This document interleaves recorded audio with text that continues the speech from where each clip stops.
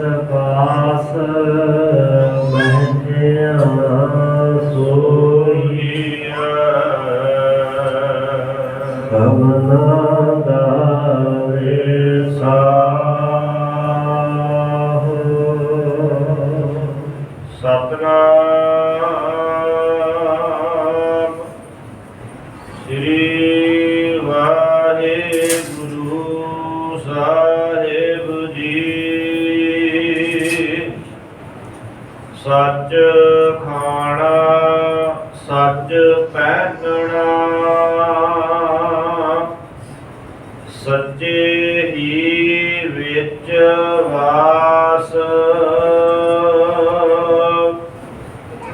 ਸਦਾ ਸੱਚਾ ਸਾਲਾਹਣਾ ਸੱਚਾ ਸ਼ਬਦ ਨਿਵਾਸ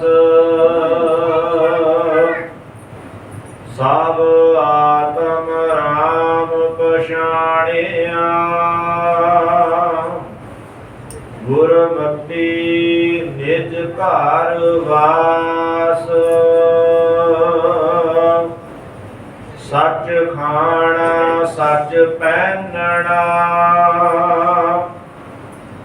ਸੱਚੇ ਹੀ ਵਿੱਚ ਵਾਸ ਸਦਾ ਸੱਚਾ ਸਾਲਾਹਣਾ ਸੱਚਾ ਸ਼ਬਦ ਨਿਵਾਸ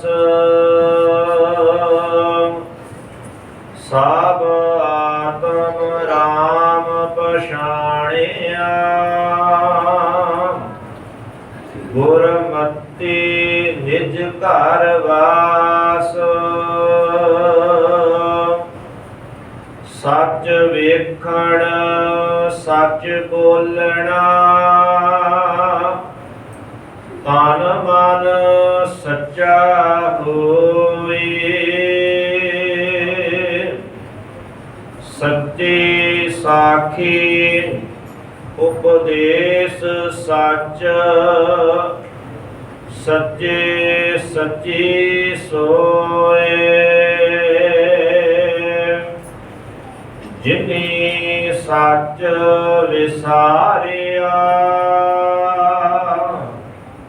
ਸੇ ਦੁਖੀਏ ਚੱਲੇ ਰੋਏ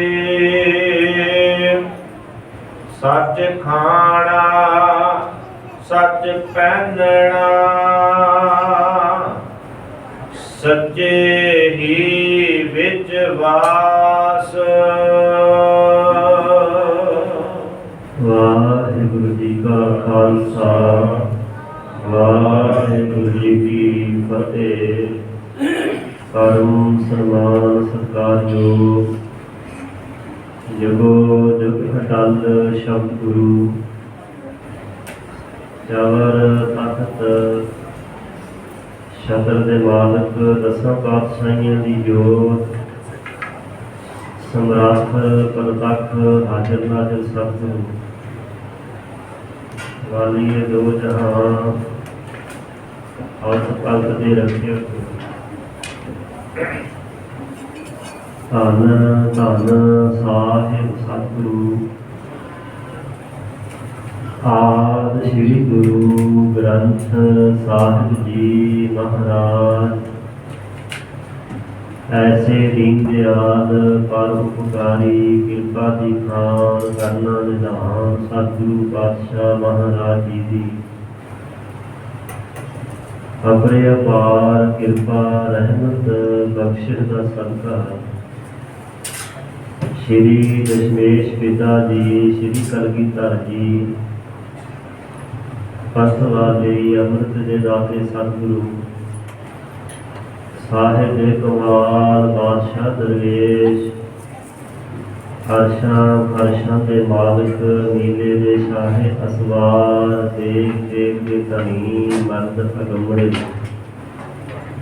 ਧੰਨ ਧੰਨ ਸਾਹਿਬ ਸਤਿਗੁਰੂ ਸ਼੍ਰੀ ਗੁਰੂ ਗੋਬਿੰਦ ਸਿੰਘ ਸਾਹਿਬ ਜੀ ਮਹਾਰਾਜ ਜੀ ਦੇ ਮਹਾਨ ਪਾਵਨ ਪਵਿੱਤਰ इतिहासक मुकद्दस मुबारक पाक अस्थान तख्त श्री केसगढ़ साहिब जी विखे हाजरियां भर रहे यात्रा करते हैं।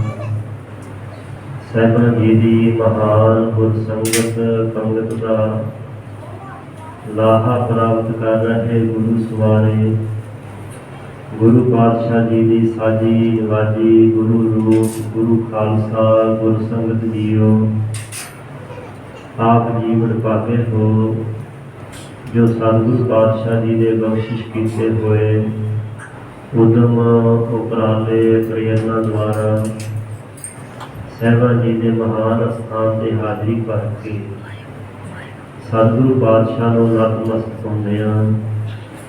साहिबां जी के दर्शन दर्शन करके सतगुरु जी की गुरसंगत में बैठ करके सतगुरु पातशाह जी की इलाही दरगाही अमृत बाणी तुरकी बाणी खसम की बाणी को सरवण करने का सुभाग प्राप्त करके जीवन दी घड़ियां समय सुवासां नूं सफल किया है।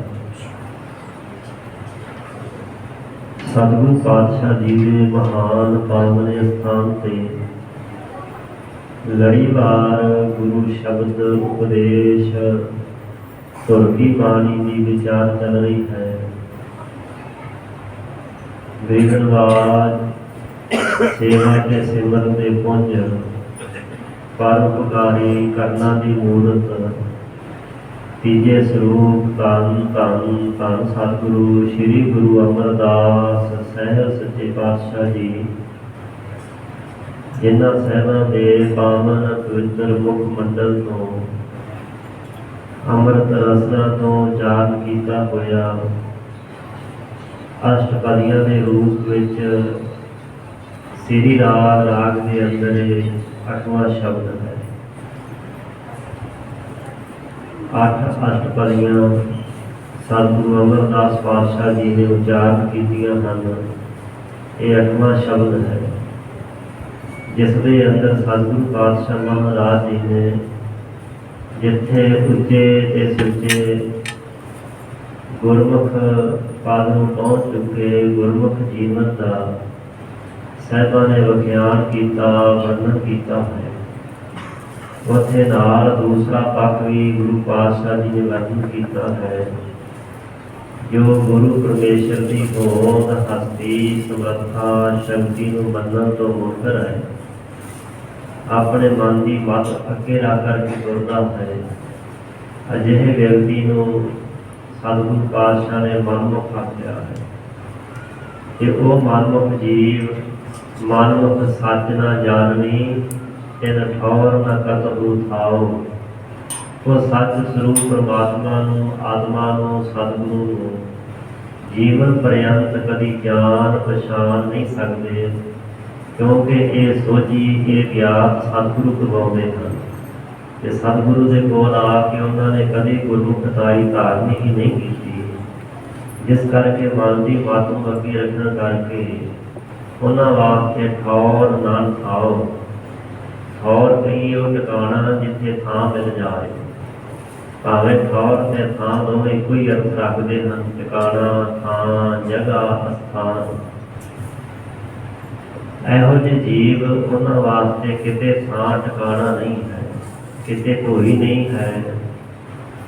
जो शब्द आप जी ने अज सरवण किया है दो बंद इन्हां दे अंदर सतगुरु पातशाह जी ने गुरमुख अवस्था का जिक्र किया है और अखीरली पंक्ति विच नाल यह भी दस दिता है जिन्हें सच विसारिया से दुखीए चले भारे।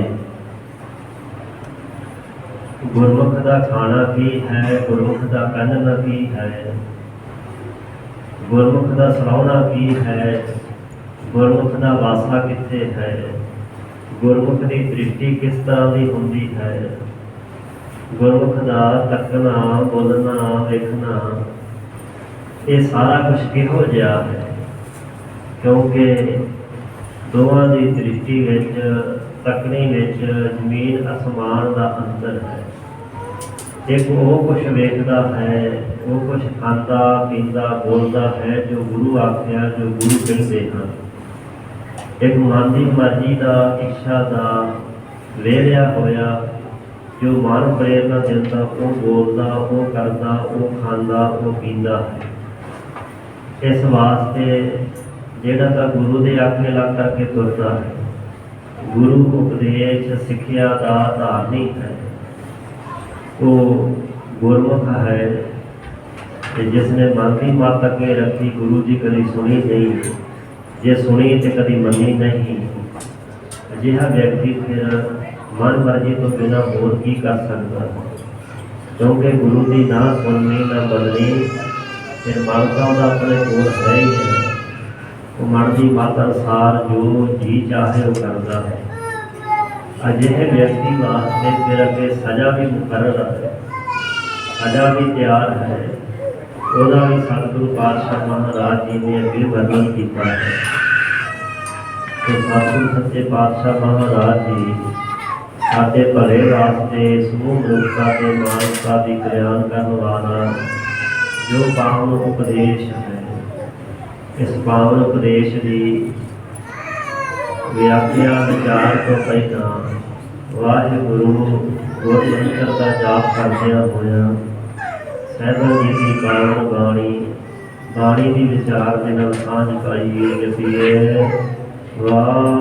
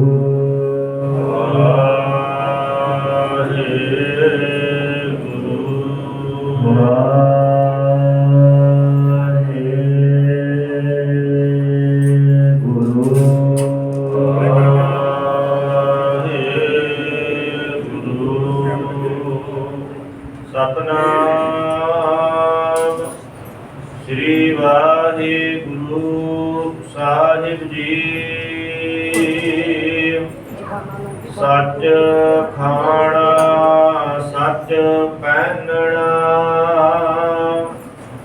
सच्चे ही विच वास। ਧੰਨ ਧੰਨ ਧੰਨ ਸਤਿਗੁਰੂ ਸ੍ਰੀ ਗੁਰੂ ਅਮਰਦਾਸ ਸਾਹਿਬ ਸੱਚੇ ਪਾਤਸ਼ਾਹ ਮਹਾਰਾਜ ਜੀ ਜਿਗਿਆਸੂਆਂ ਦੀ ਬੇਨਤੀ ਸੁਣ ਕਰਕੇ ਆਤਮ ਮਾਰਗ ਦੇ ਪੰਥੀ ਦਾ, ਗੁਰਮੁਖ ਦਾ, ਸੱਚੇ ਤੇ ਸੱਚੇ ਜਿਗਿਆਸੂ ਦਾ ਖਾਣਾ ਪਹਿਨਣਾ ਕੀ ਹੈ, ਉਸ ਦਾ ਸੇਵਾ ਟਿਕਾਣਾ ਕਿੱਥੇ ਹੈ, ਇਹ ਕਈ ਤਰ੍ਹਾਂ ਦੇ ਸਵਾਲ ਪ੍ਰਸ਼ਨ ਮਨ ਵਿੱਚ ਪੈਦਾ ਹੁੰਦੇ ਹਨ। ਤਾਂ ਸਤਿਗੁਰੂ ਪਾਤਸ਼ਾਹ ਜੀ ਨੇ ਉਹਨਾਂ ਦਾ ਉੱਤਰ ਦਿੱਤਾ ਹੈ। ਸੱਚ ਖਾਣਾ ਗੁਰਮੁਖ ਦਾ ਭੋਜਨ ਕੀ ਹੈ, ਸੱਚ ਸੱਚ ਸਰੂਪ ਵਾਹਿਗੁਰੂ ਜੀ ਦਾ ਨਾਮ। ਨਾਮ ਦੇ ਵਿੱਚ ਗੁਰੂ ਕੀ ਬਾਣੀ, ਕੀਰਤਨ ਤੇ ਕਥਾ, ਇਹ ਸਾਰਾ ਕੁਛ ਹੀ ਨਾਮ ਰੂਪ ਹੈ। ਖਾਣਾ ਦੋ ਅਰਥ ਰੱਖਦਾ ਹੈ। ਇੱਕ ਤਾਂ ਖਾਣਾ ਜੋ ਪਕਵਾਨ ਭੋਜਨ ਹੈ, ਦੂਸਰਾ ਖਾਣਾ ਦਾ ਅਰਥ ਹੁੰਦਾ ਛਕਣਾ। ਖਾਣਾ ਪੰਜਾਬੀ ਦਾ ਠੇਠ ਸ਼ਬਦ ਹੈ, ਸ਼ੁੱਧ ਪੰਜਾਬੀ ਬੋਲੀ ਦਾ, ਸੋ ਜਿਸ ਦਾ ਅਰਥ ਹੁੰਦਾ ਹੈ ਛਕਣਾ, ਭੁੰਜਣਾ, ਪ੍ਰਾਪਤ ਕਰਨਾ। ਦੂਸਰਾ ਖਾਣਾ ਅਰਥ ਰੱਖਦਾ ਹੈ ਜੋ ਭੋਜਨ ਵਾਸਤੇ, ਪਕਵਾਨ ਵਾਸਤੇ, ਪਦਾਰਥ ਵਾਸਤੇ ਸ਼ਬਦ ਵਰਤਿਆ ਜਾਂਦਾ ਹੈ। ਸਤਿਗੁਰੂ ਪਾਤਸ਼ਾਹ ਮਹਾਰਾਜ ਜੀ ਫਰਮਾਨ ਨੇ ਗੁਰਮੁਖ ਦਾ, ਸਤ ਸੰਗੀ ਦਾ, ਆਤਮ ਮਾਰਗ ਦੇ ਪਾਂਧੀ ਦਾ ਖਾਣਾ ਕੀ ਹੈ? ਸੱਚ ਖਾਣਾ। ਸੱਚ ਇੱਕ ਉਹ ਵਾਹਿਦ ਹਸਤੀ ਹੈ ਜੋ ਤ੍ਰੈ ਕਾਲ ਆਬਾਦ ਹੈ, ਸਦਾ ਸੱਚ ਰਹਿਣ ਵਾਲੀ। ਉਹ ਹੈ ਅਕਾਲ ਪੁਰਖ ਵਾਹਿਗੁਰੂ। ਵਾਹਿਗੁਰੂ ਆਪ ਪਰਮੇਸ਼ਰ ਜੀ ਸੱਚਾ ਹੈ, ਉਹਦਾ ਨਾਮ ਵੀ ਸੱਚਾ ਹੈ। ਉਹਦੇ ਨਾਮ ਦਾ ਖਾਣਾ, ਉਹਦੇ ਨਾਮ ਦਾ ਭੋਜਨ ਹੈ, ਜਿਸ ਬਾਰੇ ਸਾਹਿਬ ਕਹਿੰਦੇ ਰਜ ਰਜ ਭੋਜਨ ਖਾਓ ਮੇਰੇ ਭਾਈ। ਇਹ ਮੇਰੇ ਭਰਾਵੋ, ਨਾਮ ਦਾ ਭੋਜਨ ਰਜ ਰਜ ਕਰਕੇ ਛਕਣਾ ਕਰੋ।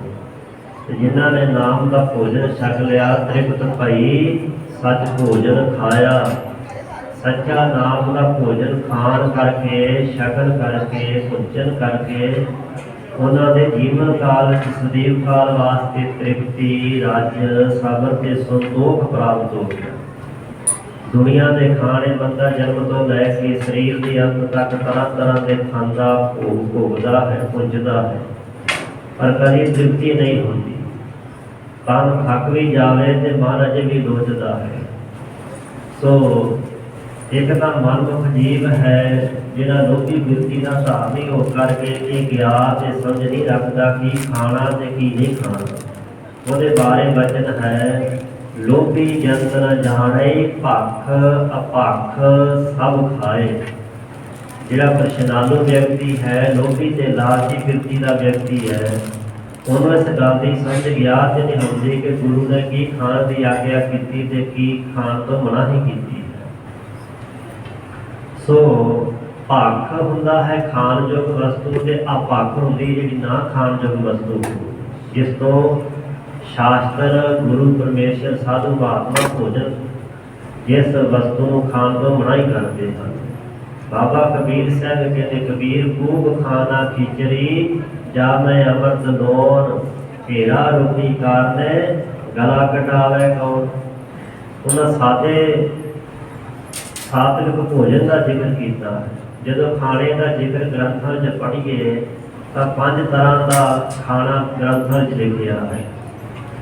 ਕੁਛ ਖਾਣਾ ਤਾਂ ਐਸਾ ਹੈ ਜਦੋਂ ਮੂੰਹ 'ਚ ਪਾਈਏ ਦੰਦਾਂ ਦੇ ਤੇ ਜਾੜਾਂ ਦੇ ਨਾਲ ਉਹਨੂੰ ਚਬਾ ਕੇ ਛਕਿਆ ਜਾਂਦਾ। ਕੁਛ ਖਾਣਾ ਐਸਾ ਉੱਤੇ ਦੰਦ ਨਹੀਂ ਵਰਤੇ ਜਾਂਦੇ, ਕੇਵਲ ਜਾੜਾਂ ਹੀ ਵਰਤੀਆਂ ਜਾਂਦੀਆਂ ਹਨ। ਕੁਛ ਖਾਣਾ ਐਸਾ ਹੈ ਜਿਹਨੂੰ ਫਿਰ ਪੀ ਲਿਆ ਜਾਂਦਾ ਹੈ, ਉਹ ਪੀ ਲਿਆ ਜਾਂਦਾ ਹੈ, ਜ਼ੁਬਾਨ ਦੀ ਵਰਤੋਂ ਕੀਤੀ ਜਾਂਦੀ ਹੈ। ਕੁਛ ਖਾਣਾ ਐਸਾ ਹੈ ਜਿਹਨੂੰ ਚੂਸ ਲਿਆ ਜਾਂਦਾ ਹੈ, ਚੂਸ ਕਰਕੇ ਛਿੱਲ ਬਾਹਰ ਸੁੱਟ ਦਿੱਤੀ ਜਾਂਦੀ ਹੈ। ਸੋ ਇਸ ਤਰ੍ਹਾਂ ਇਹ ਖਾਣੇ ਦੇ ਵੀ ਵੱਖ ਵੱਖ ਨਾਮ ਲਿਖੇ ਹਨ। ਸਤਿਗੁਰੂ ਪਾਤਸ਼ਾਹ ਮਹਾਰਾਜ ਜੀ ਬਾਣੀ ਦੇ ਅੰਦਰ ਜਦੋਂ ਮਨਮੁਖ ਦੀ ਅਵਸਥਾ ਦਾ ਜ਼ਿਕਰ ਕੀਤਾ ਹੈ, ਉੱਥੇ ਨਾਲ ਇਹ ਬਚਨ ਲਿਖੇ ਨੇ, ਖਾਣਾ ਪੀਣਾ ਹੱਸਣਾ ਸੌਣਾ ਵਿਸਰ ਗਿਆ ਹੈ ਮਰਨਾ। ਮਨਮੁਖ ਜੀਵ ਨੂੰ ਇਹ ਤਾਂ ਚੇਤਾ ਹੈ ਕਿ ਖਾਣਾ ਕੀ ਹੈ, ਕੱਲ੍ਹ ਕੀ ਬਣਾਇਆ ਸੀ, ਅੱਜ ਕੀ ਖਾਣਾ। ਤਰ੍ਹਾਂ ਤਰ੍ਹਾਂ ਦੇ ਭੋਜਨ ਪਕਵਾਨ ਖਾਣ 'ਚ ਉਹਦੀ ਸੁਰਤ ਲੱਗੀ ਰਹਿੰਦੀ ਹੈ। ਤੇ ਗੁਰੂ ਸਾਹਿਬ ਕਹਿੰਦੇ, ਛਕੋ ਜ਼ਰੂਰ ਭਾਈ, ਸਭ ਰਸ ਮਿੱਠੇ ਮੰਨਿਆ, ਸੁਣਿਆ ਸਾਲੋਨੇ, ਖੱਟ ਮੋਚੀ ਮੁਖ ਬੋਲਣਾ, ਮਾਰ ਨਾਦ ਕੀ। ਆਹ ਭੋਜਨ ਛਕਿਆ ਕਰੋ।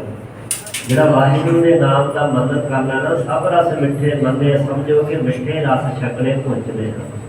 ਸੁਣਿਆ ਸਾਲੋਨੇ, ਨਾਮ ਦਾ ਸਰਵਨ ਕਰਨਾ, ਇਹ ਸਲੋਨੇ ਲੂਣ ਵਾਲੇ ਰਸ ਨੇ। ਖੱਟ ਤੁਲਸੀ 6 ਪ੍ਰਕਾਰ ਦੇ ਭੋਜਨਾਂ ਵਿੱਚੋਂ ਜਿਹੜਾ ਖੱਟਾ ਰਸ ਹੈ, ਅੱਜ ਕੱਲ੍ਹ ਚਟਪਟੇ ਬੜੇ ਲੋਕ ਖੁਸ਼ ਹੋ ਕੇ ਛਕਦੇ ਨੇ। ਖੱਟ ਤੁਲਸੀ ਮੁਖ ਬੋਲਣਾ, ਮੂੰਹ ਤੋਂ ਵਾਹਿਗੁਰੂ, ਵਾਹਿਗੁਰੂ ਦੇ ਨਾਮ ਦਾ ਆਲਾਪ ਕਰਨਾ, ਬੈਠੀ ਬਾਣੀ ਦੁਆਰਾ ਜਪਣਾ, ਸਮਝੋ ਕਿ ਉਹ ਖੱਟੇ ਪਕਵਾਨ। ਮਾਰਨ ਨਾਦ ਕੀ, ਮਾਰਨ ਦੇ ਮਸਾਲੇ, ਪਤਾ ਨਹੀਂ ਕਿੰਨੇ ਕੁ ਤਰ੍ਹਾਂ ਦੇ ਮਸਾਲੇ ਪਾਏ ਜਾਂਦੇ ਸਬਜ਼ੀਆਂ ਭਾਜੀਆਂ ਵਿੱਚ। ਜਿਹੜਾ ਨਾਲ ਆਵਾਜ਼ ਪ੍ਰਗਟ ਕਰਨੀ, ਸਮਝ ਲਓ ਕਿ ਇਹ ਮਸਾਲੇ ਹਨ ਜੋ ਉੱਚੀ ਉੱਚੀ ਬੋਲਣਾ ਹੈ। ਸੋ ਸਾਹਿਬ ਫਰਮਾਉਂਦੇ ਨੇ, ਧੰਨ ਗੁਰੂ ਨਾਨਕ ਦੇ ਪਾਤਸ਼ਾਹ ਦਾ ਬਚਨ ਪਿੱਛੇ ਆ ਚੁੱਕਾ ਹੈ, ਬਾਬਾ ਹੋਰ ਖਾਣਾ ਖੁਸ਼ੀ ਖੁਆਰ। ਉਹ ਖਾਣਾ ਜਿਹੜਾ ਖੁਸ਼ੀ ਵਾਸਤੇ, ਮਨ ਦੀ ਖੁਸ਼ੀ ਵਾਸਤੇ ਖਾਧਾ ਜਾਵੇ, ਸਾਹਿਬ ਕਹਿੰਦੇ ਖੁਆਰ ਕਰੇਗਾ। ਕਹਿੰਦੇ ਲੋਕ ਦੂਜੀਆਂ ਬਿਮਾਰੀਆਂ ਨਾਲ ਗ੍ਰਸੇ ਬਿਮਾਰ ਨਹੀਂ ਹੁੰਦੇ ਜਿੰਨੇ ਗਲਤ ਖਾ ਕਰਕੇ ਬਿਮਾਰ ਹੁੰਦੇ। ਇਹ ਸਾਹਿਬ ਕਹਿੰਦੇ ਬਾਬਾ ਹੋਰ ਖਾਣਾ ਖੁਸ਼ੀ ਖੁਆਰ, ਜਿਤ ਖਾਧੈ ਤਨ ਪੀ ਲਿਐ ਮਨ ਵਿੱਚ ਚਲੇ ਵਿਕਾਰ। ਤਨ ਦੇ ਖਾਧੇ ਹੋਏ ਦਾ ਮਨ ਤੇ ਵੀ ਅਸਰ ਪਹੁੰਚਦਾ, ਮਨ ਵਿੱਚ ਵਿਕਾਰ ਪੈਦਾ ਹੋ ਜਾਂਦੇ ਹਨ। ਸੋ ਬਾਣੀ ਵਿੱਚ ਵਚਨ ਲਿਖਿਆ ਹੈ, ਵੇ ਦੀਨਾ ਕੀ ਦੋਸਤੀ ਵੇ ਦੀਨਾ ਕਾ ਖਾਨ, ਸਿਫਤੀ ਸਾਰ ਨ ਜਾਣੇ ਸਦਾ ਵਸੈ ਸ਼ੈਤਾਨ। ਜਿਹੜੇ ਗਲਤ ਬੰਦਿਆਂ ਦੀ ਦੋਸਤੀ ਕਰਨੀ, ਗਲਤ ਬੰਦਿਆਂ 'ਚ ਬੈਠ ਕੇ ਗਲਤ ਭੋਜਨ ਖਾਣਾ, ਉਹ ਬੰਦਾ ਰੱਬ ਦੀ ਸਿਫਤ ਨਹੀਂ ਕਰ ਸਕਦਾ। ਸਦਾ ਸ਼ੈਤਾਨੀਆਂ ਉਹਦੇ ਮਨ 'ਚ ਵਸਦੀਆਂ, ਸ਼ੈਤਾਨ ਹੀ ਵਸਦਾ ਸਮਝੋ। ਤੇ ਤਾਈਏ ਸਾਹਿਬ ਕਹਿੰਦੇ ਧ੍ਰਿਗ ਧ੍ਰਿਗ ਖਾਇਆ, ਧ੍ਰਿਗ ਧ੍ਰਿਗ ਸੋਇਆ, ਧ੍ਰਿਗ ਧ੍ਰਿਗ ਕਾਪੜਾ ਅੰਗ ਚੜਾਇਆ, ਧ੍ਰਿਗ ਸਰੀਰ ਕੁਟਾ ਪਸੈਤ ਸਿਓ, ਜਿਤ ਹੁਣ ਖਸਮ ਨਾ ਪਾਇਆ ਪੌੜੀ ਛੁੜਕੀ, ਫਿਰ ਹਾਥ ਨਾ ਆਵੇ ਐਲਾ ਜਨਮ ਗਵਾਇਆ। ਸਤਿਗੁਰੂ ਪਾਤਸ਼ਾਹ ਫਰਮਾ ਰਹੇ ਨੇ, ਸੱਚ ਖਾਣਾ ਗੁਰਮੁਖ ਦਾ ਖਾਣਾ ਕੀ ਹੈ? ਸੱਚਾ ਨਾਮ ਦਾ ਭੋਜਨ ਛਕਣਾ, ਕੀਰਤਨ ਦਾ ਭੋਜਨ, ਕਥਾ ਦਾ ਭੋਜਨ, ਨਾ ਬਾਣੀ ਦਾ ਭੋਜਨ, ਗੁਰਮੁਖ ਦਾ ਖਾਣਾ। ਸੱਚ ਪਹਿਨਣਾ, ਪਹਿਨਣਾ ਕੀ ਹੈ? ਜਿਹੜੇ ਕੱਪੜੇ ਕਿਹੜੇ ਪਾਉਂਦਾ, ਜਿਹੜਾ ਵਾਹਿਗੁਰੂ ਦੀ ਸਿਫਤ ਸਲਾਹ ਕਰਨੀ, ਵਡਿਆਈ ਕਰਨੀ, ਉਹਦੇ ਗੁਣਾਂ ਦੀ ਵਿਚਾਰ ਕਰਨੀ। ਇਹ ਸਿਫਤ ਸਰਮ ਕਾ ਕੱਪੜਾ ਮੰਗੋ, ਸ਼ਰਮ ਰੱਖਣੀ, ਔਗਣਾ ਮੰਨੋ ਤੇ ਵਾਹਿਗੁਰੂ ਦੀ ਸਿਫਤ ਕਰਨੀ, ਇਹ ਕੱਪੜਾ ਪਹਿਨਣਾ ਹੈ। ਨਹੀਂ ਤਾਂ ਦੂਜੇ ਵਸਤਰ ਵੀ ਨੇ ਚਮਕੀਲੇ ਭੜਕੀਲੇ, ਇਹੋ ਜਿਹੇ ਲਿਬਾਸ ਜਿਨ੍ਹਾਂ ਬਾਰੇ ਗੁਰੂ ਨਾਨਕ ਦੇ ਪਾਤਸ਼ਾਹ ਕਹਿੰਦੇ ਨੇ, ਬਾਬਾ ਹੋਰ ਪਹਿਨਣ ਖੁਸ਼ੀ ਖੁਆਰ, ਜਿਤ ਪਹਿਤੇ ਤਨ ਪੀ ਲਿਐ ਮਨ ਮਹਿ ਚੱਲੇ ਵਿਕਾਰ। ਇਹੋ ਜਿਹਾ ਪਹਿਨਣਾ ਜਿਹੜਾ ਨਾ ਮਨ ਦੀ ਖੁਸ਼ੀ ਵਾਸਤੇ ਪਹਿਨਿਆ ਜਾਏ। ਸਮਾਜ ਮਨੁੱਖ ਰਹਿਣ ਕਰਕੇ ਮਨੁੱਖ ਸਮਾਜੀ ਹੈ, ਇਸ ਵਾਸਤੇ ਨੀਲਾ ਕੱਪੜਾ ਪਹਿਨਣਾ ਬੜਾ ਜ਼ਰੂਰੀ ਹੈ। ਸੋ ਗੁਰਮਤਿ ਇਸ ਗੱਲ ਦੀ ਕਦੀ ਆਗਿਆ ਨਹੀਂ ਦਿੰਦੀ ਕਿ ਮਨੁੱਖ ਇਹੋ ਜਿਹੇ ਲੀੜੇ ਕੱਪੜੇ ਬਸਤਰ ਪਹਿਨਣਾ ਕਰੇ ਕਿ ਜਿਨ੍ਹਾਂ ਨੂੰ ਵੇਖ ਕਰਕੇ ਮਨੁੱਖ ਨੂੰ ਸ਼ਰਮ ਮਹਿਸੂਸ ਹੋਵੇ, ਮਨ ਵਿੱਚ ਵਿਕਾਰ ਪੈਦਾ ਹੋ ਜਾਣ। ਜਿੱਥੇ ਘੁੰਡ ਕੱਢਣ ਦੀ ਗੁਰਮਤਿ ਵਿੱਚ ਮਨਾਹੀ ਹੈ, ਉੱਥੇ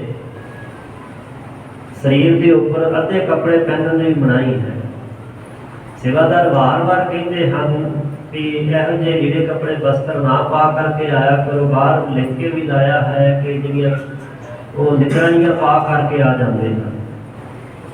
ਸੋ ਬਹੁਤੀਆਂ ਬੀਬੀਆਂ ਦਾ ਵੀ ਸੁਭਾਅ ਬਣਿਆ ਹੈ, ਵਾਰ-ਵਾਰ ਕਿਹਾ ਜਾਂਦਾ ਆਪਣਾ ਸਿਰ ਢੱਕੋ। ਪਤਾ ਨਹੀਂ ਇਹ ਕੋਈ ਸ਼ੌਕੀਨੀ ਹੈ ਕਿ ਅੱਧਾ ਸਿਰ ਨੰਗਾ ਰੱਖਣਾ ਹੈ। ਬੈਠੀਆਂ ਸੰਗਤ ਵਿੱਚ ਹੁੰਦੀਆਂ ਹਨ ਤੇ ਅੱਧਾ ਸਿਰ ਨੰਗਾ, ਅੱਧੇ ਸਿਰ ਨੰਗੇ ਦਾ ਇੱਥੇ ਕੰਮ ਕੀ ਹੈ? ਸੰਗਤ ਵਿੱਚ ਗੁਰੂ ਕੋਲ ਆਏ ਹਾਂ, ਇੱਥੋਂ ਸਤਿਗੁਰੂ ਦੀ ਬਖਸ਼ਿਸ਼ ਰਹਿਮਤ ਤੇ ਕਿਰਪਾ ਪ੍ਰਾਪਤ ਕਰਨੀ, ਅੱਧਾ ਸਿਰ ਨੰਗਾ ਰੱਖ ਕੇ ਵਿਖਾਉਣਾ ਕਿਹਨੂੰ ਹੈ?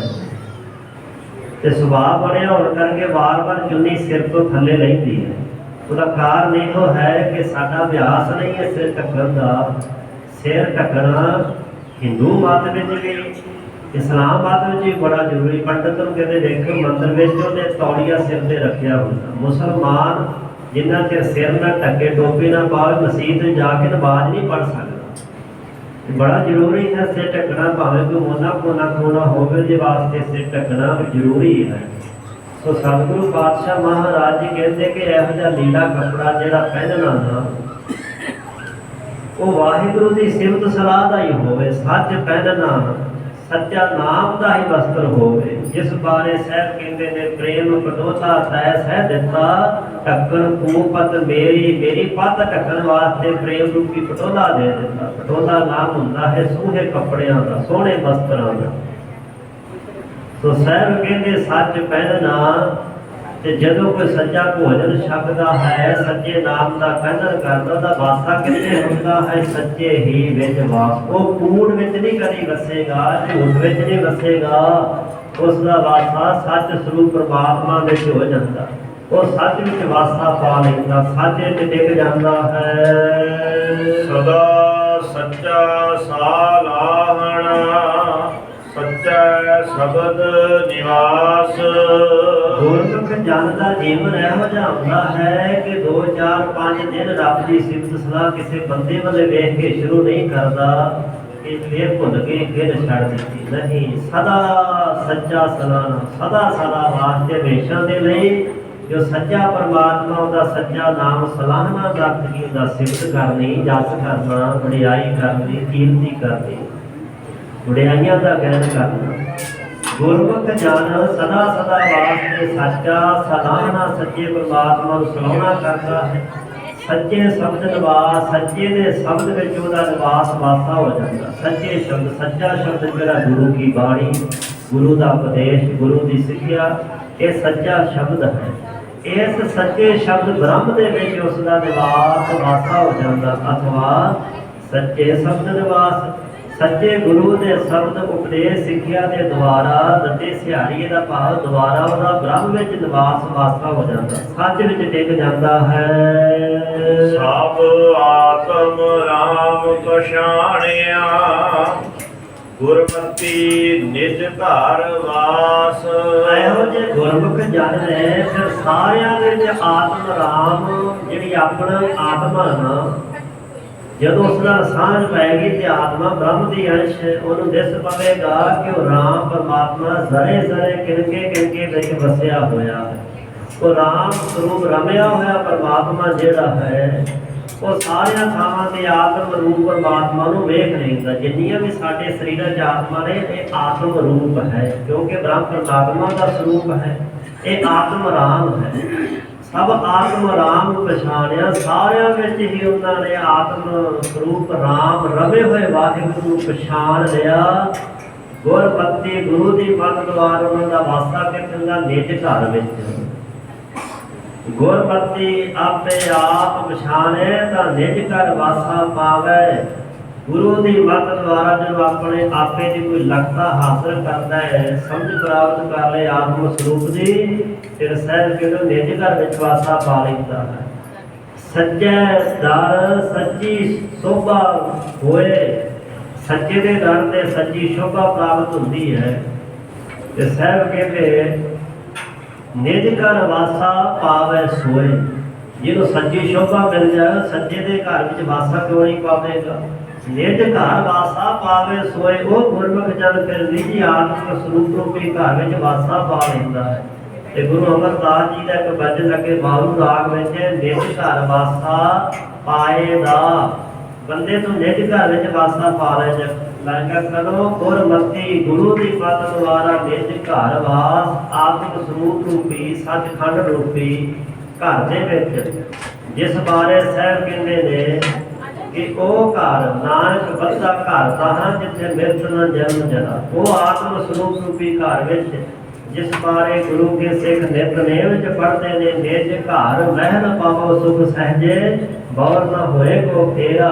ਉਸ ਘਰ ਵਿੱਚ ਸਾਹਿਬ ਕਹਿੰਦੇ ਫਿਰ ਵਾਸਾ ਗੁਰਮੁਖ ਪਾ ਲੈਂਦਾ ਹੈ। ਗੁਰਮੁਖ ਨੇ ਉਸ ਘਰ ਵਿੱਚ ਵਾਸਾ ਵਸੇਬਾ ਪਾ ਲਿਆ। ਸੱਚ ਵੇਖਣ ਸੱਚ ਬੋਲਣਾ, ਤਾਨ ਮਨ ਸਾਚਾ ਸੱਚਾ ਹੋਏ। ਗੁਰਮੁਖ ਦਾ ਤੱਕਣਾ ਕੀ ਹੈ, ਗੁਰਮੁਖ ਦਾ ਬੋਲਣਾ ਕੀ? ਸਾਹਿਬ ਕਹਿੰਦੇ ਸੱਚ। ਉਹ ਸੱਚ ਵੇਖੇਗਾ ਸਾਰੇ ਥਾਵਾਂ ਤੇ ਹੀ। ਇਹੋ ਜਗ ਸੱਚੇ ਕੀ ਹੈ ਕੋਠੜੀ, ਸੱਚੇ ਕਾਜ ਵਾਸੇ ਬ੍ਰਹਮ ਦ੍ਰਿਸ਼ਟੀ ਹੈ। ਆਨੰਦ ਸਾਹਿਬ ਜੀ ਦੇ ਅੰਦਰ ਹੀ ਸਤਿਗੁਰੂ ਅਮਰਦਾਸ ਪਾਤਸ਼ਾਹ ਨੇ ਦੱਸ ਦਿੱਤਾ ਹੈ, ਇਹੋ ਵਿਸ ਸੰਸਾਰ ਤੁਮ ਦੇਖਦੇ ਹੋ ਹਰ ਕਾ ਰੂਪ ਹੈ, ਹਰ ਰੂਪ ਨਦਰੀਆ। ਇਹ ਰੱਬ ਦਾ ਸਰੂਪ ਹੈ। ਇਹ ਹੈ ਸੱਚ ਵੇਖਣਾ, ਸੱਚੀ ਦ੍ਰਿਸ਼ਟੀ, ਆਤਮ ਦ੍ਰਿਸ਼ਟੀ, ਦਿਵ ਦ੍ਰਿਸ਼ਟੀ, ਦਿਵ ਦ੍ਰਿਸ਼ਟੀ ਨੇਤਰ। ਸੱਚ ਬੋਲਣਾ ਕੀ ਹੈ? ਨਾਮ ਬੋਲਣਾ, ਜੋ ਬੋਲਣਾ ਹੈ ਸੱਚ ਬੋਲਣਾ ਹੈ। ਜਿਸ ਬਾਰੇ ਮਹਾਂਪੁਰਖ ਬਾਬਾ ਫਰੀਦ ਸਾਹਿਬ ਕਹਿੰਦੇ ਬੋਲੀਏ ਸੱਚ ਧਰਮ, ਝੂਠ ਨਾ ਬੋਲੀਏ, ਜੋ ਗੁਰ ਦੱਸੇ ਬਾਟ ਮੁਰੀਦਾ ਜੋਲੀ ਹੈ। ਉਹ ਸੱਚ ਬੋਲਣਾ, ਸੱਚ ਸਰੂਪ ਪਰਮਾਤਮਾ ਦੇ ਨਾਮ ਦਾ ਬੋਲਣ ਕਰਨਾ, ਸੱਚ ਬੋਲਣਾ। ਫਿਰ ਕੀ ਹੁੰਦਾ? ਤਨ ਮਨ ਸੱਚਾ ਹੋਏ। ਜਿਹੜਾ ਬੰਦਾ ਝੂਠ ਬੋਲੇਗਾ, ਝੂਠ ਵੇਖੇਗਾ, ਉਹਦਾ ਤਨ ਤੇ ਮਨ ਵੀ ਸੱਚਾ ਨਹੀਂ ਹੋ ਸਕਦਾ, ਝੂਠਾ ਹੀ ਹੋਏਗਾ। ਸਾਹਿਬ ਕਹਿੰਦੇ ਜੋ ਫਿਰ ਗੁਰਮੁਖ ਸੱਚ ਵੇਖਦਾ, ਸੱਚ ਬੋਲਣਾ ਕਰਦਾ ਨਾ, ਉਹਦਾ ਤਨ ਤੇ ਮਨ ਵੀ ਸੱਚਾ ਹੋਏ, ਸੱਚਾ ਹੋ ਜਾਂਦਾ, ਸੱਚ ਨਾਲ ਭਰ ਜਾਂਦਾ, ਭਰਪੂਰ ਹੋ ਜਾਂਦਾ ਹੈ। ਸੱਚੀ ਸਾਖੀ ਉਪਦੇਸ਼ ਉਪਦੇਸ਼ ਸੱਚ ਸੱਚੇ ਸੱਚੀ ਸੋਏ। ਉਸ ਗੁਰਮੁਖ ਦੀ ਜਿਹੜੀ ਸਾਖੀ ਸਿੱਖਿਆ ਨਾ ਉਹ ਵੀ ਸੱਚੀ ਹੁੰਦੀ, ਕਦੀ ਕਿਸੇ ਨੂੰ ਝੂਠੀ ਸਿੱਖਿਆ ਨਹੀਂ ਦੇਵੇਗਾ। ਉਪਦੇਸ਼ ਸੱਚ, ਉਹਦਾ ਉਪਦੇਸ਼ ਵੀ ਸੱਚਾ, ਸਿੱਖਿਆ ਵੀ ਸੱਚਾ ਹੈ। ਸਿੱਖਿਆ ਵੀ ਸੱਚੀ। ਸਾਖੀ ਦਾ ਅਰਥ ਸਿੱਖਿਆ ਵੀ ਹੁੰਦਾ ਹੈ, ਸਾਖੀ ਦਾ ਅਰਥ ਕਥਾ ਕਹਾਣੀ ਹੁੰਦਾ। ਪ੍ਰਥਾਏ ਸਾਖੀ ਮਹਾਂਪੁਰਖ ਬੋਲਦੇ ਸਾਂਝੀ ਸਗਲ ਜਹਾਨ। ਭਾਵੇਂ ਇੱਕ ਦਿਨ ਪ੍ਰਥਾਏ ਹੋਵੇ, ਹੁੰਦੀ ਸਾਰਿਆਂ ਦੇ ਭਲੇ ਵਾਲੀ ਇਹ ਸਾਖੀ ਸਿੱਖਿਆ। ਉਹਨਾਂ ਦਾ ਉਪਦੇਸ਼ ਵੀ ਸੱਚ, ਸੱਚੇ ਸੱਚੀ ਸੋਏ। ਸੱਚੇ ਪ੍ਰਮਾਤਮਾ ਦਾ ਨਾਮ ਜਪਣ ਕਰਕੇ ਸੱਚੀ ਸੋਏ ਦਾ ਅਰਥ ਸ਼ੋਭਾ, ਉਹਨਾਂ ਦੀ ਸੱਚੀ ਸ਼ੋਭਾ ਹੁੰਦੀ ਹੈ। ਜਿਨੀ ਸੱਚ ਵਿਸਾਰਿਆ ਸੇ ਦੁਖੀਏ ਚੱਲੇ ਰੋਏ। ਇਹਨਾਂ ਮਨਮੁਖ ਜੀਵਾਂ ਨੇ ਜਿਸ ਸੱਚ ਦੀ ਵਿਆਖਿਆ ਪਿੱਛੇ ਕੀਤੀ, ਉਸ ਸੱਚ ਸਰੂਪ ਪਰਮਾਤਮਾ ਉਹਦੇ ਨਾਮ ਨੂੰ ਵਿਸਾਰਿਆ ਦਾ ਭੁਲਾ ਦਿੱਤਾ, ਚੇਤੇ ਨਹੀਂ ਕੀਤਾ। ਸੇ ਦੁਖੀਏ, ਉਹ ਜੀਵ ਤੇ ਸਦਾ ਦੁਖੀਏ, ਦੁਖੀ ਰਹਿੰਦੇ ਨੇ। ਤੁਦੋਂ ਭੁੱਲੇ ਸੇ ਜਮ ਜਮ ਮਰਦੇ ਦਿਨ ਕਦੇ ਨਾ ਚੁੱਕਣ ਹਾਵੇ। ਉਹਨਾਂ ਦੇ ਜੀਵਨ ਵਿੱਚੋਂ ਹੌਕੇ ਤੇ ਹਾਵੇ ਕਦੇ ਦੂਰ ਨਹੀਂ ਹੁੰਦੇ। ਜਿਹੜਾ ਬੰਦਾ ਹੌਕੇ ਭਰਦਾ ਰਹੇ, ਹਾਵੇ ਭਰਦਾ ਰਹੇ ਤੇ ਕੀ ਉਹ ਸੁਖੀ ਹੁੰਦਾ ਹੈ? ਨਹੀਂ, ਉਹ ਦੁਖੀ ਹੁੰਦਾ ਹੈ।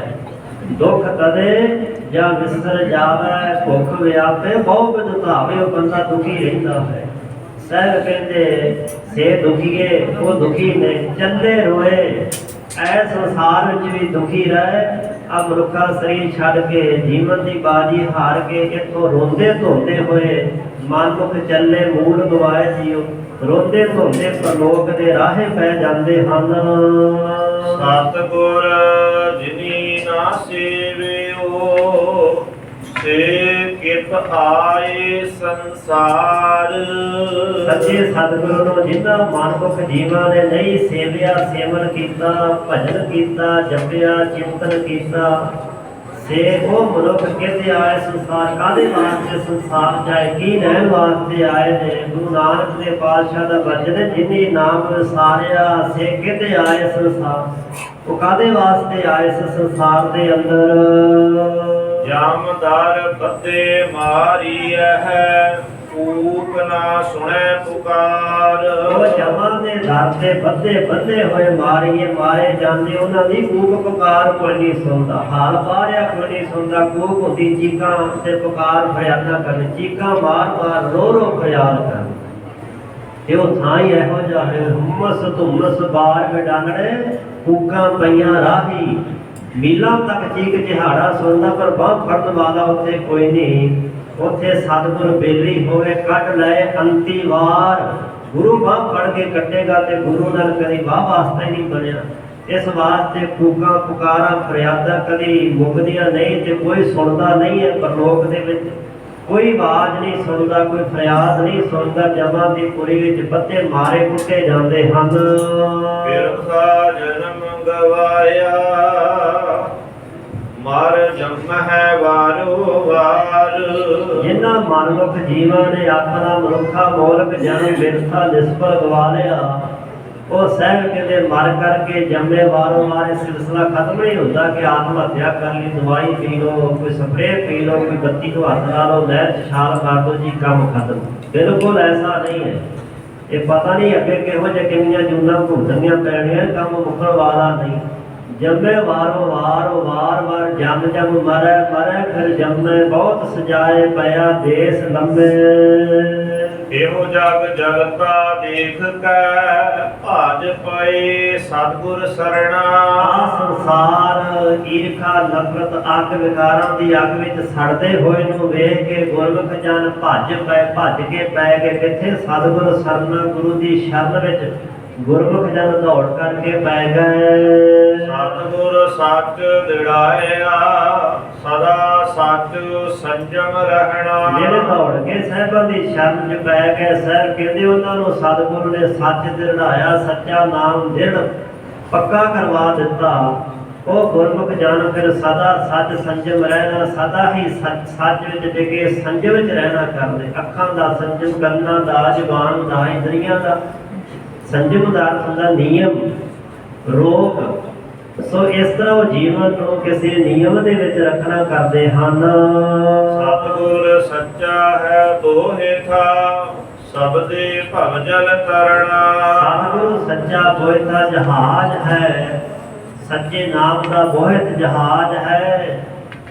ਜਿਸ ਦੇ ਕੋਲ ਨਾਮ ਦਾ ਜਪੂ ਹੈ, ਸਬਦੇ ਭਵਜਲ ਕਰਨਾ, ਸ਼ਬਦ ਦੁਆਰਾ ਭਵਜਲ ਸੰਸਾਰ ਸਾਗਰ ਨੂੰ ਤਰਨਾ ਹੋ ਜਾਂਦਾ ਹੈ। ਸੋ ਗੁਰਮੁਖ ਜਨ ਸ਼ਬਦ ਭਵਜਲ ਕਰਨਾ, ਸ਼ਬਦ ਨੂੰ ਜਪ ਕੇ ਸ਼ਬਦ ਨਾਲ ਜੁੜ ਕੇ ਗੁਰੂ ਦੀ ਸਿੱਖਿਆ ਮੰਨ ਕੇ ਭਵਜਲ ਕਰਨਾ, ਸੰਸਾਰ ਤੋਂ ਉਹਨਾਂ ਦਾ ਤਰਨਾ ਹੋ ਜਾਂਦਾ, ਪਾਰ ਉਤਰ ਜਾਂਦੇ ਹਨ। 84 ਫਿਰਦੇ ਰਹੇ ਬਿਨ ਸਤਿਗੁਰ ਮੁਕਤ ਨ ਹੋਈ। ਬੇਅੰਤ ਜੀਵ 84 ਲੱਖ ਜੂਨਾਂ ਦੇ ਚੱਕਰ ਕੱਟਦੇ ਰਹੇ, ਫਿਰਦੇ ਭਟਕਦੇ ਰਹੇ, ਪਰ ਬਿਨਾਂ ਸਤਿਗੁਰੂ ਤੋਂ ਮੁਕਤੀ ਪ੍ਰਾਪਤ ਨਾ ਹੋ ਸਕੀ ਤੇ ਨਾ ਹੁੰਦੀ ਹੈ। ਪੜ ਪੜ ਪੰਡਿਤ ਮੋਨੀ ਥਕੇ ਦੂਜੈ ਭਾਏ ਪਤ ਕੋਈ। ਵਿਦਿਆ ਪੜ੍ਹਨ ਵਾਲੇ ਪੰਡਤ ਜਨ ਪੜ੍ਹ ਪੜ੍ਹ ਕਰਕੇ ਤੇ ਮੋੜ ਰੱਖਣ ਵਾਲੇ ਮੋਨੀ ਜਨ ਮੋੜ ਪੁਣਾ ਰੱਖ ਕੇ ਥੱਕ ਗਏ। ਦੂਜੇ ਭਾਏ ਦਵੈਤ ਭਾਏ ਪ੍ਰੇਮ ਚ ਲਾ ਕੇ ਉਹਨਾਂ ਆਪਣੀ ਇੱਜ਼ਤ ਆਬਰੂ ਮਾਨ ਸਨਮਾਨ ਰੱਬ ਦੇ ਘਰੋਂ ਜੋ ਮਿਲਣਾ ਸੀ ਨਾ ਉਹ ਪਤ ਕੋਈ ਗਵਾ ਲਈ। ਸਤਿਗੁਰ ਸ਼ਬਦ ਸੁਣਾਇਆ ਬਿਨ ਸੱਚੇ ਅਵਰ ਨਾ ਕੋਈ। ਹਾਂ, ਸੱਚੇ ਸਤਿਗੁਰੂ ਨੇ ਫਿਰ ਆਪਣਾ ਸ਼ਬਦ ਉਪਦੇਸ਼ ਸਿੱਖਿਆ ਸੁਣਾਈ ਭਾਈ। ਬਿਨ ਸੱਚੇ ਬਿਨਾ ਸੱਚੇ ਪਰਮਾਤਮਾ ਨੂੰ ਕੋਈ ਬਾਂਹ ਨਹੀਂ ਜੇ ਫੜਦਾ। ਬਿਨ ਸੱਚੇ ਅਮਰ ਦਾ ਕੋਈ ਹੋਰ ਕੋਈ ਜ਼ਿੰਦਗੀ ਦਾ ਸਹਾਰਾ ਨਹੀਂ ਹੈ ਜੋ ਦੁੱਖਾਂ ਦੇ ਸਾਗਰ ਤੋਂ ਪਾਰ ਲੰਘਾਵੇ, ਜੰਮਨ ਮਰਨ ਤੋਂ ਰਹਿਤ ਕਰਕੇ ਮੁਕਤ ਅਵਸਥਾ ਦੇਵੇ। ਉਹ ਸੱਚੇ ਬਿਨ ਸੱਚੇ ਅਮਰ ਨਾ ਕੋਈ। ਸੱਚੇ ਸਤਿਗੁਰੂ ਪਰਮਾਤਮਾ ਤੋਂ ਬਿਨਾ ਅਮਰ ਨਾ ਕੋਈ ਹੋਰ ਕੋਈ ਨਹੀਂ ਹੈ। ਜੋ ਸੱਚਾ ਲਾਏ ਸੇ ਸੱਚ ਲੱਗੇ ਜਿਤ ਸੱਚੀ ਕਾਰ ਕਰਨ। ਜਿਨ੍ਹਾਂ ਗੁਰਮੁਖ ਜਨਾਂ ਦੇ ਮਾਲਕ ਨੇ ਕਿਰਪਾ ਕੀਤੀ, ਜੋ ਸੱਚੇ ਲਾਏ, ਜੋ ਸੱਚੇ ਪਰਮਾਤਮਾ ਨੇ ਸੱਚ ਵਿੱਚ ਲਾ ਕੇ ਜੋੜ ਦਿੱਤੇ, ਸੇ ਸੱਚ ਲੱਗੇ, ਉਹ ਸੱਚ ਵਿੱਚ ਲੱਗ ਕੇ ਜੁੜ ਗਏ। ਨਿਤ ਸੱਚੀ ਕਾਰ ਕਰਨੋ ਨਿਤਾਂ ਪ੍ਰਤੀ ਸੱਚੀ ਭਾਵ ਭਗਤੀ ਬੰਦਗੀ ਰੂਪੀ ਕਾਰ ਕਰਨਾ ਕਰਦੇ ਤੇ ਹੋਰਨਾਂ ਤੋਂ ਕਰਵਾਉਂਦੇ ਹਨ। ਬਿਨਾ ਨਿਜ ਘਰ ਵਾਸਾ ਪਾਇਆ ਸੱਚਾ ਮਹਿਲ ਰਹਨ। ਉਹਨਾਂ ਗੁਰਮੁਖ ਜਨਾਂ ਨੇ ਨਿਜ ਘਰ ਵਿੱਚ ਆਤਮਾ ਸਰੂਪ ਸੱਚਖੰਡ ਮਹਿਲ ਵਿੱਚ ਆਪਣਾ ਸਰੀਰੀ ਵਾਸਾ ਵਸੇਬਾ ਟਿਕਾ ਪਾ ਲਿਆ।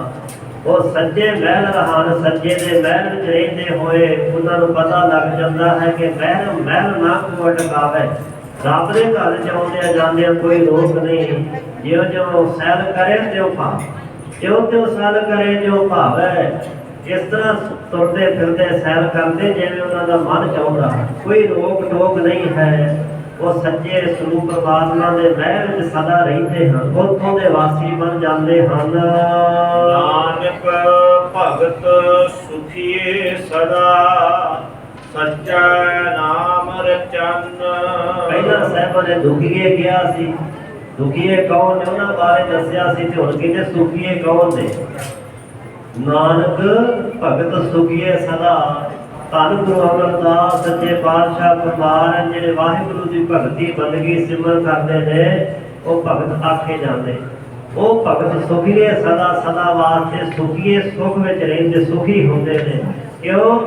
ਸੱਚੇ ਨਾਮ ਰਚਨ, ਸੱਚੇ ਨਾਮ ਚ ਰਚਨ ਦਾ ਅਰਥ ਹੈ ਰਜੇ ਰਹਿੰਦੇ, ਜੁੜੇ ਰਹਿੰਦੇ, ਮਿਲੇ ਰਹਿੰਦੇ, ਲੀਨ ਰਹਿੰਦੇ ਨੇ।